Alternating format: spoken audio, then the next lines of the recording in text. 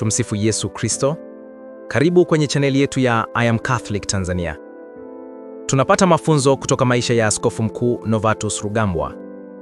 Uaminifu katika wito. Alipokea daraja la upadri mwaka 1986 na akabaki mwaminifu kwa huduma yake hadi mwisho wa maisha, bila kuyumbishwa na vikwazo. Tunajifunza kushikilia wito wetu, iwe ni katika ndoa, upadre, utawa au maisha ya kawaida ya Kikristo. Unyenyekevu na utumishi. Licha ya nafasi yake kubwa kama balozi wa Vatican katika mataifa mengi, alijulikana kwa unyenyekevu na ukaribu wake na watu wa kawaida. Tunaitwa kuishi unyenyekevu kama Kristo, tukitumikia wengine badala ya kutafuta sifa binafsi. Kujitoa kwa kanisa la ulimwengu. Alihudumu katika mabara mbalimbali: Afrika, Amerika, Pasifiki na Ulaya. Hii inatufundisha kuwa imani yetu haijifungii katika mipaka ya kijiografia. Kanisa ni Katoliki, yaani la ulimwengu mzima.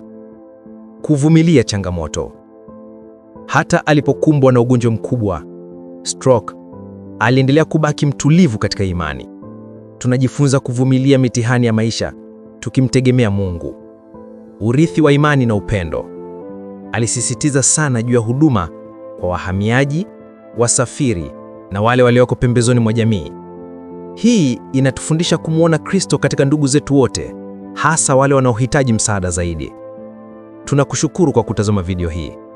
Ikiwa umependezwa, tafadhali like, share na kusubscribe kwenye chaneli yetu I Am Catholic Tanzania ili kuendelea kupata mafunzo zaidi ya imani, historia ya kanisa na maisha ya watakatifu. Tumsifu Yesu Kristo. Milele amina.